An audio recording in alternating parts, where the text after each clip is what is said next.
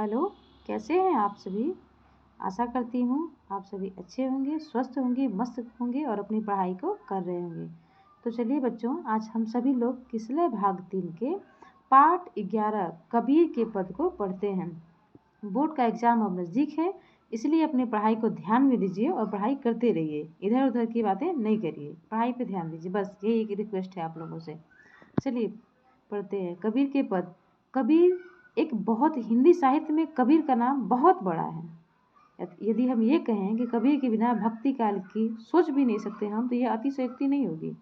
कबीर हिंदी साहित्य के भक्ति काल के निर्गुण काव्यधारा के संत कवि थे। और कबीरदास जी के बारे में थोड़ा जानते रहिए, जरूरी है। कबीरदास जी का जन्म 1398 ईस्वी में काशी वाराणसी में लहर तारा नामक तालाब के किनारे हुआ था और उनकी मृत्यु काशी में ही मगहर नामक स्थान पे 1518 ईस्वी में हुई थी।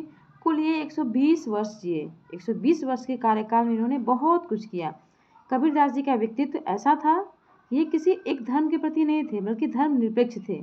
ना ही ये हिंदू के थे, ना ही ये मुस्लिम थे। इन्होंने बाह्य आडंबर का बहुत ही विरोध किया है, जैसा कि आप पढ़े होंगे, बहुत बार मैंने बताया भी है आपको। सुनिए, तो इनका एक दोहा देखिए, जिसमें ये जो हिंदुओं को फटकार लगा रहे हैं और कह रहे हैं, पाहन पूजे हरि मिले तो मैं पूजू पहाड़, घर की चकिया कोई न पूजे, चाकी पीसी खाए। एक दोहा ये हो जिसमें ये हिंदुओं को फटकार लगाए हैं। दूसरा मुस्लिम को देखिए, मुस्लिम को भी ये कैसे फटकार लगाते हैं और कहते हैं, दिन भर रोजा रखत है, रात हनत है गाय, यह खून यह बंदगी, कैसे खुशी खुदाए।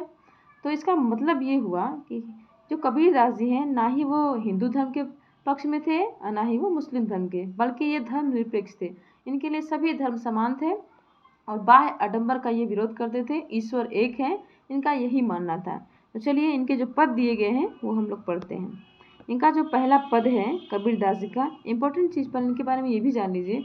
कबीरदास जी की रचनाएं, कबीरदास जी की ने 3 रचनाएं की हैं, साखी, सबद, रवैनी, जिनके संग्रह को इनके धर्मदास ने, इनके शिष्य है धर्मदास, उन्होंने एक जगह कर दिया और उस संग्रह का नाम रखा बीजक। तो हिंदी साहित्य में कबीर की रचनाओं के नाम से बीजक को जाना जाता है, जिसके 3 भाग हैं, साखी, सबद, रमैनी। चलिए अब पद को पढ़ते हैं। मेरा तेरा मनुआ कैसे एक होई रे, मैं कहता हूँ कागज आँखें ने देखी, तू कहता कागज की लिखी। इस पद में कबीरदास जी ये समझाना चाह रहे हैं कि मेरा और आपका मन कैसे एक हो सकता है।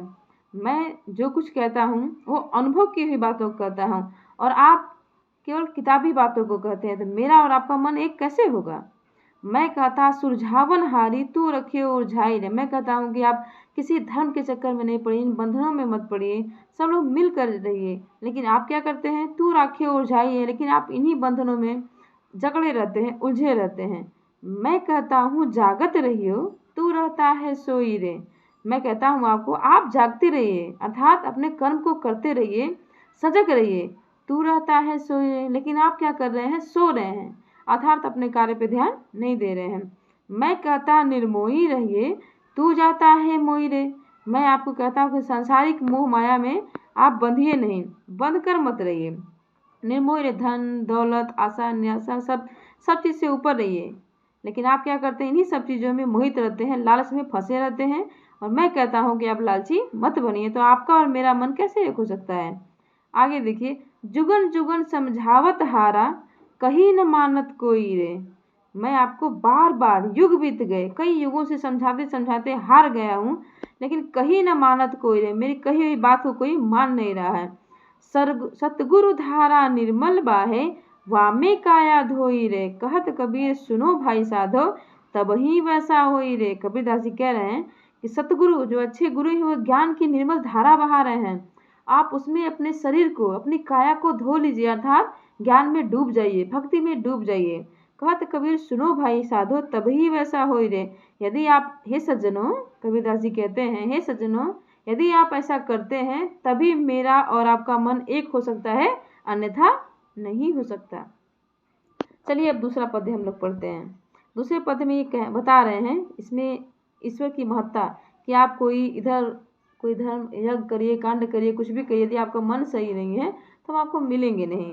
यही बोल रहे हैं कि हम हैं कहाँ, मतलब ये जो ईश्वर हैं उनका वास हर व्यक्ति के अंतर्गत होता है, इसी बात को वो बता रहे हैं।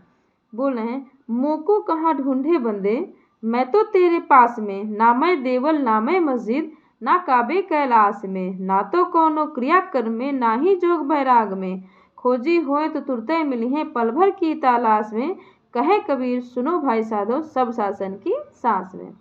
कबीरदास जी कह रहे हैं कि हे बंदे, तू मुझे कहाँ ढूंढ रहा है, हे मानव तू मुझे ढूंढ कहाँ रहा है, मैं तो तेरे पास में ही हूँ। ना ही मैं देवल में हूँ, दिवाले में हूँ, ना ही मस्जिद में हूँ, ना ही काबे में हूँ, ना ही कैलाश में हूँ, ना ही मैं किसी क्रियाकर्म में, किसी जोग टोब में, किसी बायाडंबर में, किसी जप तप में, ना ही किसी जोग बैराग में हूँ। खोजी होए तो तुरते में, यदि आप सच में सच्चे दिल से मेरे खोजी होते हैं, मेरी तलाश करते हैं, तो मैं पल भर की तलाश में आपसे मिल जाऊंगा। कहाँ? कहें कबीर सुनो भाई साधो सब शासन की सांस में। तो मैं कहाँ मिलूंगा? हर व्यक्ति की सांस में, अर्थात हर व्यक्ति के हृदय में मेरा वास है।